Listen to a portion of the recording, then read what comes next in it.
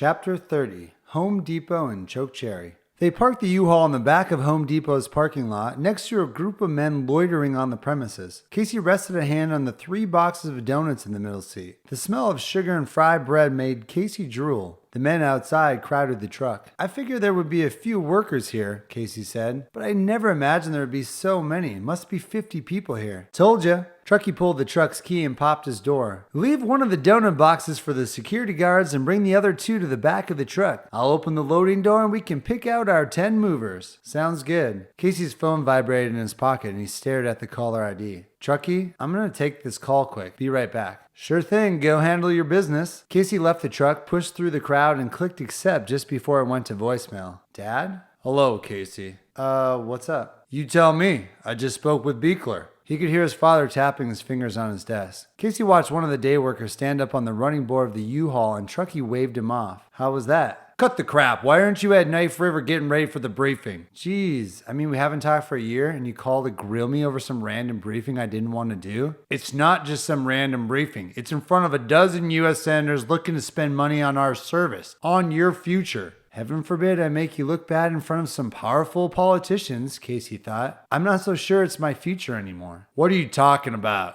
I had my doubts about this career even before I started college. When Nolan died, his father slammed his fist on his desk. Don't you dare say his name. Why not? He was my brother. You lost the right to say his name when you caused him to die. Well, this has been a real uplifting conversation. Guess I'll talk to you next year, or maybe not. Silence. Dad, you still there? Casey checked his phone and the call was still connected. Yes. His voice was strained. You're right. He was your brother. I think I just find it hard to talk about it even after a year. Casey felt his own voice crackle. I know what you mean. So, why are you doubting your future with the Park Service? Because the aspect I like about it, like my Red Dog Rescue, is full of bureaucracy and politics. It takes away from the impact of our service. Plus, I'm learning more by the day. I'm most interested in the law enforcement part of the job. But watching you and my brother, Nolan. Yeah. Watching you guys and other rangers over the years, it seemed like the actual law enforcement part was minimal. Dealing with drunks, speeders, and occasional illegal hunters. Not so different than local law enforcement. Police work is full of traffic violations, domestic disputes, and long uneventful nights. Traditional law enforcement isn't glamorous, and you don't get the wildlife element that the Park Service offers. I'm not looking to go into traditional law enforcement either. His father's voice grew stern. You're not going to waste that degree you just got from Temple, are you? Casey gazed up at the U-Haul and Truckee tapped his wristwatch. Casey held up his index finger. I've got some opportunities I'm pursuing here in Chokecherry. Beekler said you hated North Dakota, said you called it purgatory or something. I suppose I'm changing my mind about that too. His father sighed. I don't know what to say, Casey, except you'll really be letting me down today if you don't show up for the briefing. Beekler will do just fine. I didn't ask for her, I wanted you. I know, but I just need some time and space to sort things out. See if this thing I'm chasing is worth it. I see. Well, if it doesn't work out, whatever it is, don't expect to have a position waiting for you with us. That's fine. It was your destiny to rise to the top of the Park Service, but it's not mine. Congrats on that, by the way. Casey pushed through the crowd of people. Thanks, I guess. Anyway, at this point, I think all I can say to you is good luck, son. Thanks, Dad, and thanks for calling. It's good to hear from you. I gotta go. You too. Casey ended the call and pulled himself back into the truck. Who was that? Truckee asked. Looked like a serious phone call. It was my dad. Whoa, how'd that go? He's pissed about the briefing, but I told him I'm seeking other opportunities outside of the Park Service. This is a big moment, young fledgling. You're about to fly out of your nest just seconds before the snake eats you.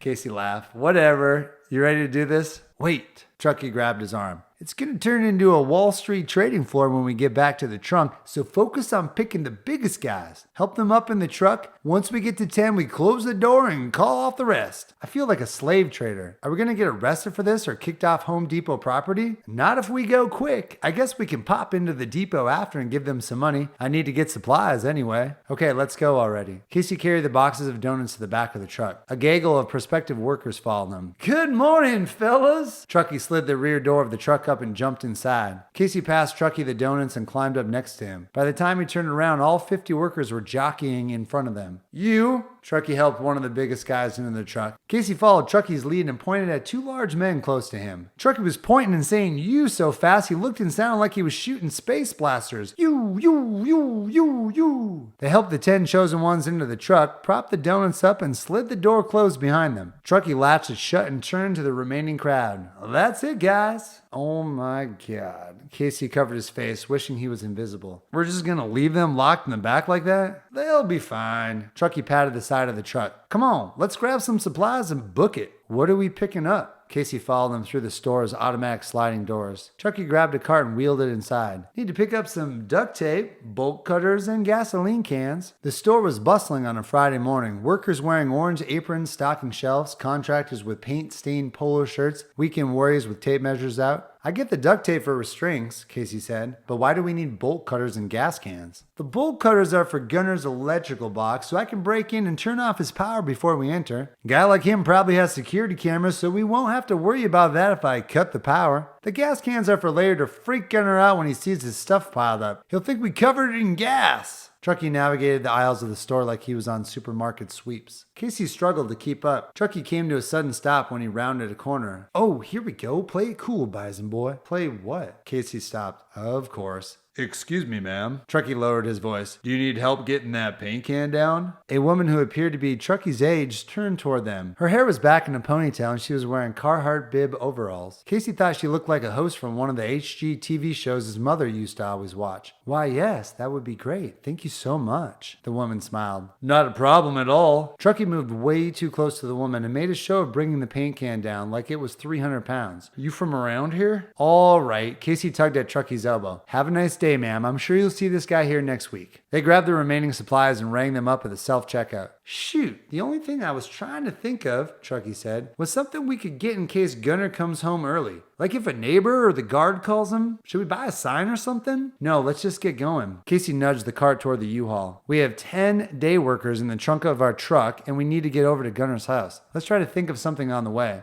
"Sounds good. Let's drop the gas cans in the trunk and check on the guys before we go." Truckee unlatched the U-Haul door and slid it open. "You guys good?" Truckee threw the supplies in. The workers had frosting on their faces and a few were licking their fingers. "I'll take that as a yes." Truckee smiled and closed the rear door. Casey jumped back in the truck's cabin. "How many times have you done this before?" "Done what?" Truckee started the U-Haul and took off. "Hired day workers at Home Depot." Truckee grinned. "First time, but I read all about it. I think we're right on track." "Figures." "Okay, for Gunner, what if I call up Hondo and tell him to create some sort of diversion by the oil rig site? Perhaps you could put a tractor in front of the bridge or something?" "Not a bad idea, but I feel like Gunner and his crew have enough heavy equipment to get out of that quick. There's gotta be something else." "We have enough workers so you and I could rotate being on lookout. Sit out by the security gate and see if he comes back. Get chummy with the guard who I'm sure is bored."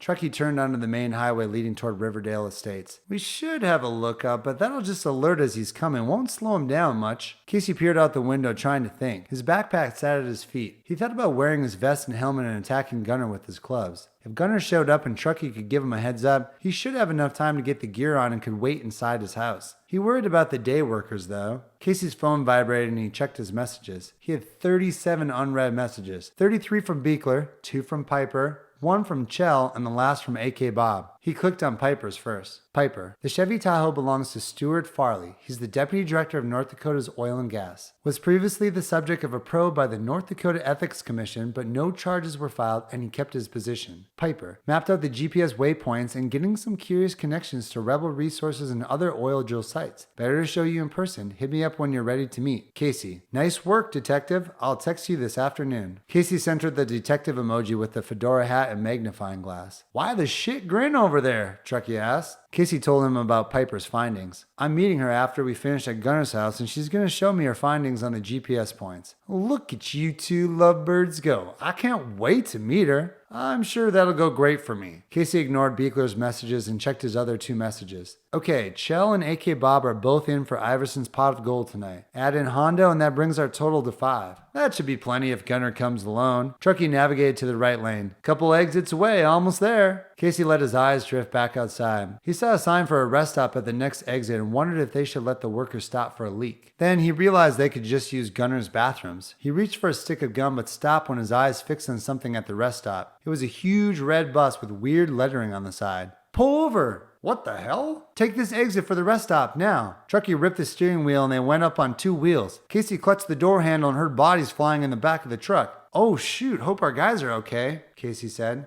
How bad are your bowel movements? You can crap on Truckee's living room carpet in a minute. Just pull up next to that red bus. I have an idea. Casey motioned toward the bus. Maybe check on our friends in the back while I do this thing. Casey opened a browser on his phone and searched in Google Images. He found what he was looking for as they reached the bus. Alrighty. Truckee parked next to the bus and they both got out. Be right back. Casey ran up to the bus's door. It was just closing, the bus letting out a loud hissing sound. Casey pounded on the door and got the driver's attention. The door popped open and Casey ran up the steps. Ni hao. Casey waved at the bus packed full of tourists. They stared at him with blank faces. Ni hao ma? Still no response. Casey held his phone out so the people in the first few rows could see. There's a very rare squirrel nearby. The mythical albino squirrel with red eyes located just outside of Chokecherry. It's a must-see item on your trip. The tourist's face lit up and they whipped their instant flash cameras out and blinded him with a barrage of clicks and flashes. No, not me. Casey shielded his face. Now I know what Beekler went through. He turned to the driver and saw he had a navigation program open on his phone. Do you speak English? The driver tilted his hand back and forth.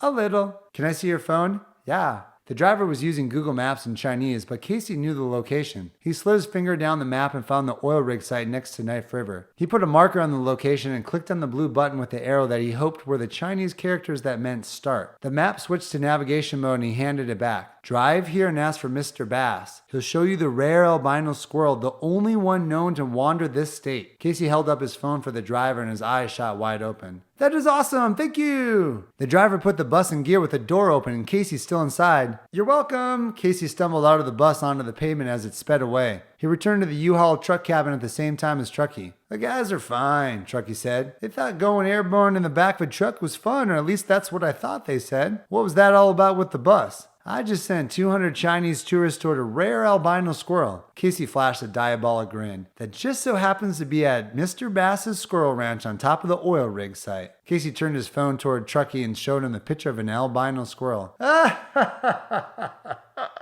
Truckee let out a belly laugh. Oh, you dirty devil. That's the funniest thing I've ever heard in my entire life. Hopefully it's enough to keep Gunner preoccupied while we clean out his house. I'm going to make sure his last day in North Dakota is one he'll never forget.